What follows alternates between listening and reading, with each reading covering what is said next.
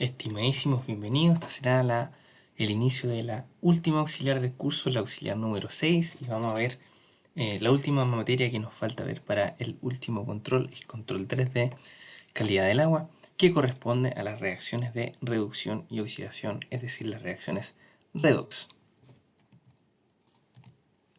Las reacciones redox se estudian porque al estudiarlas se separan en dos semi-reacciones, en la reacción de oxidación y la reacción de reducción. Por oxidación nosotros vamos a entender que la oxidación corresponde a una especie que aumenta su valencia y por lo tanto esto es lo mismo que decir que está donando electrones.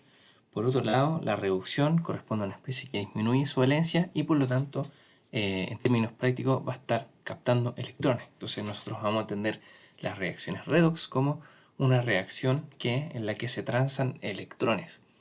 Se pueden hacer varias analogías con las reacciones ácido-base, donde las reacciones ácido-base lo que se transan, la moneda que se está transando, digamos, corresponde a los protones, mientras que para las redox, ¿cierto?, van a ser los electrones los que se van a estar intercambiando.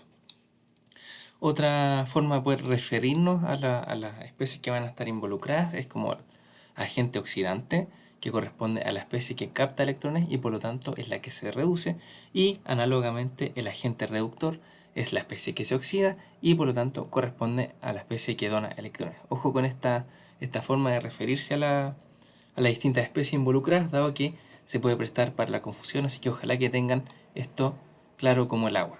¿Ya? Redox entonces es la fusión entre el nombre de oxidación y reducción. Por lo general nosotros vamos a estudiar las reacciones redox como semi-reacciones de oxidación y semi-reacciones de reducción que van a estar ocurriendo de forma simultánea, pero eso es solo una forma de modelarlo para nosotros poder entenderlo. En la naturaleza estas reacciones no ocurren de forma independiente y siempre ocurren como una reacción global. Por lo tanto, cuando nosotros hagamos, y además de ello, nosotros cuando tenemos una reacción redox global no tenemos que tener electrones en la reacción final, que eso se logra haciendo un buen balance. Para realizar balances de reacciones nosotros por lo general vamos a tener, nos van a dar las distintas especies que van a conformar la semi-reacción de oxidación y la semi-reacción de oxidación, y nosotros vamos a tener que hacer este algoritmo paso a paso para poder obtener la redox global. Entonces paso número 1 es balancear con estequiometría todos los átomos que haya distintos de hidrógeno y oxígeno. Luego balancear los átomos de oxígeno utilizando agua. Luego balancear los átomos de hidrógeno utilizando protones. Y luego balancear las cargas eléctricas usando electrones. Luego multiplicar cada semireacción para obtener el mismo número de electrones en cada una de ellas. Esto lo que va a permitir es que cuando hagamos el último paso y sumemos ambas semireacciones, desaparezcan los electrones de la reacción y no queden electrones dando vuelta por ahí flotando, que eso no es correcto. Nosotros lo que vamos a hacer en la auxiliar, vamos a balancear unas semireacciones para hacer diagramas PPH y entonces vamos a hacer hasta el paso 4, así que el paso 5 y 6 van a quedar pendientes, pero el paso 5 y 6 son bastante sencillos y se los dejo, se los comento para que después lo puedan estudiar ustedes en sus casas. Otra analogía que uno puede hacer con las reacciones ácido-base son las ecuaciones de equilibrio. En este caso, para las ecuaciones para las reacciones redox, nosotros vamos a tener la relación de Nernst, ¿ya?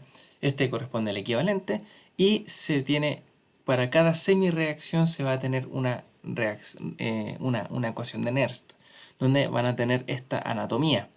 Tendremos que PE, que este corresponde a la actividad del electrón y que sería equivalente al pH, va a ser igual al P sub 0, que esta sería el equivalente a la constante de equilibrio de las reacciones ácido-base. No es igual, es equivalente nomás, es parecido para que haga la analogía. Y vamos a tener 1 sobre n, que corresponde al número de electrones que se van a estar transando por el logaritmo de los oxidados sobre los reducidos, que es lo que podemos ver. Para poder entender bien qué van cada uno, podemos ocupar este diagrama para identificarlos, ¿cierto? Y aquí podemos nosotros reemplazar ox con ox y red con red. Otra forma de poder anotarlo es que en vez de utilizar este que corresponde a la actividad del electrón, podemos también ocupar el potencial, ya el potencial eléctrico, ocupar la E mayúscula. La E mayúscula, por su lado, el P sub E, corresponde a la actividad del electrón, al operador P de la actividad del electrón, y es adimensional, mientras que el E tiene unidades de potencial eléctrico, tiene unidades de volt o milivolt. Ya. Ojo con la notación, la actividad del electrón se puede anotar de varias formas distintas. Lo importante es que tenga una que está para las reacciones de Nernst, siempre va a estar antepuesto del operador P y así nosotros lo vamos a poder identificar. Al igual que el parámetro que caracteriza a cada semirreacción.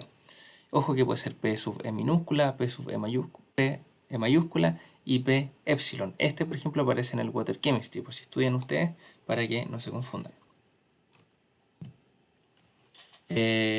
Dado que nosotros podemos escribir la ecuación de Nernst de dos formas distintas, tanto ocupando la actividad del electrón como ocupando voltajes, nosotros tenemos que tener una relación que nos pueda pasarnos de una forma de entender la redox a la otra. Y esto utilizando condiciones normales de temperatura y presión a través de la constante de proporcionalidad de 16,9 y por supuesto en caso de que cambien estas condiciones normales esta constante de aquí va a cambiar. En el Water Chemistry, en el capítulo de reducción-oxidación, está todo esto explicado y se puede ver bien cómo se deduce si llega a esta ecuación, si es que a ustedes les interesa revisarlo para entenderlo. Para efectos del control, por supuesto, basta con que entienda que esto viene de ecuaciones termodinámicas y que este es el valor que nosotros utilizamos para hacer la conversión en caso de que nosotros queramos pasarnos a voltaje de la actividad del electrón.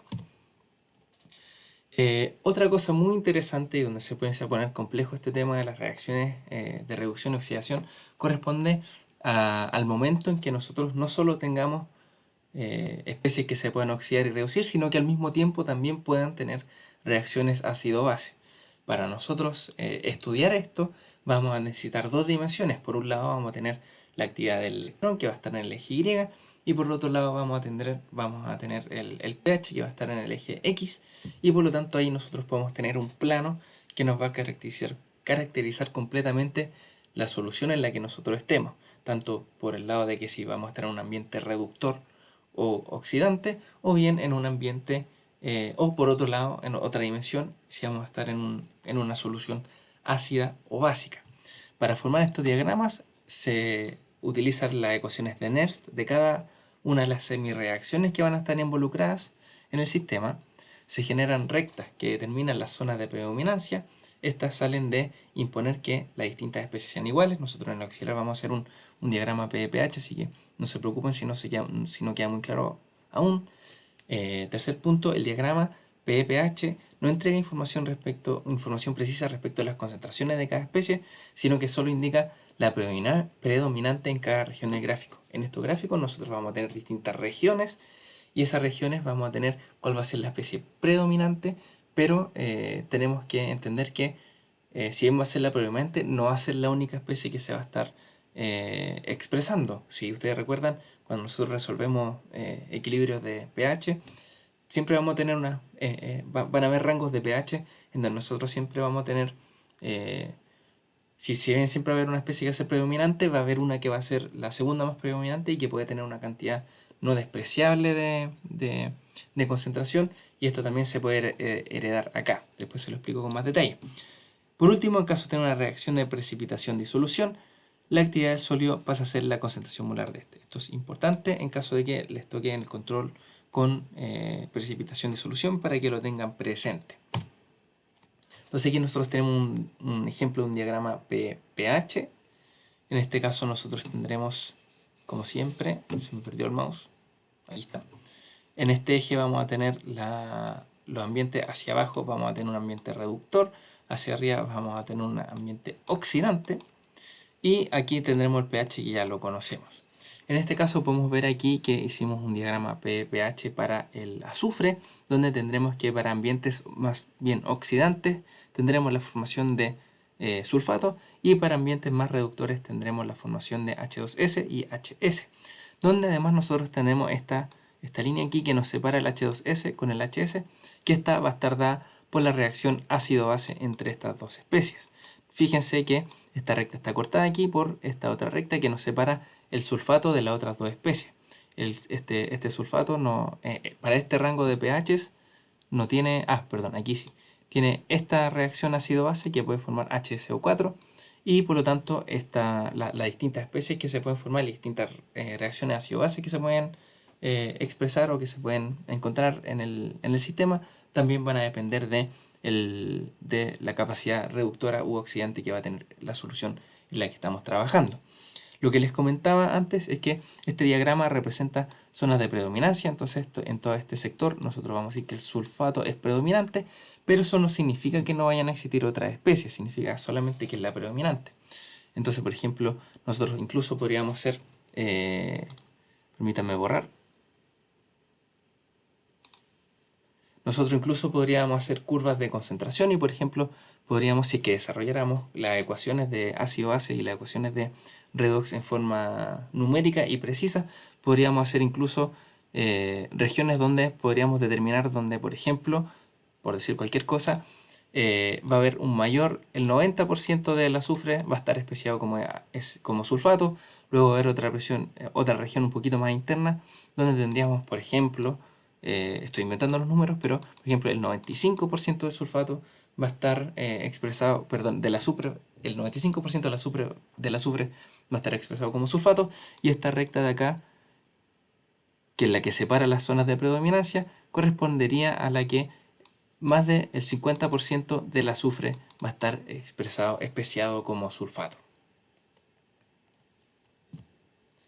Otra cosa importante son estas líneas de acá, que corresponden al diagrama de estabilidad del agua. Como lo indica el nombre, es en esta región, demarcada por estas líneas punteadas, donde nosotros tendremos agua estable. Si nosotros estamos en cualquier punto fuera de esta región, nosotros tendríamos que nos encontraríamos en un ambiente tan oxidador o tan reductor que ya el agua deja de ser agua y se reduce o se oxida a algún gas. En el caso que nosotros estemos sobre el diagrama de estabilidad del agua, el agua se va a oxidar a oxígeno y por lo tanto va a dejar de ser agua. Y por otro lado, si que estamos en un ambiente muy reductor, tendríamos que el agua se reduce a gas hidrógeno. Por último, las relaciones entre aguas naturales y diagramas pH se las dejo aquí. Esta es una imagen importante que la tienen que tener clarísima para el control. Tenemos de nuevo el diagrama de estabilidad del agua aquí, demarcado por estas rectas en los extremos. Y aquí, perdón, me pasé. Y aquí tendremos los distintos tipos de agua, donde por ejemplo las cosas que van a estar, perdón, las aguas que estarán en contacto con la atmósfera estarán en un ambiente, estarán caracterizadas por ser ambientes más oxidantes, y las aguas que van a estar aisladas de la atmósfera van a estar caracterizadas por ambientes más reductores.